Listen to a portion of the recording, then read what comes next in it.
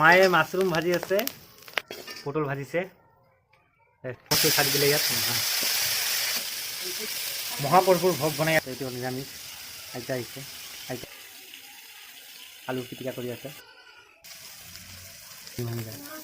Mushroom এইবিলাক মই দুটামান তাৰ পৰা লৈ খাম। লগতে আছে মাছৰুম, তাৰ লগতে আছে পটল ভাজা, জিৰা আৰু জলকীয়া অসমটো বনাব। অলপমান আলুবিলাক গুড়া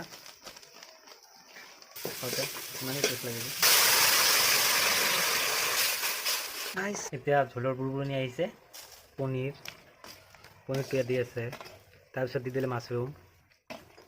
মায়ে দি এনেকৈ বনাইছে। ঝোলটো ইয়াতে নহ'ব, তাৰ কাৰণে ইয়াতে দি দিলে। এতিয়া পনীৰৰ তৰকাৰী হৈ গ'ল। গাইছ চাওক, চাওক।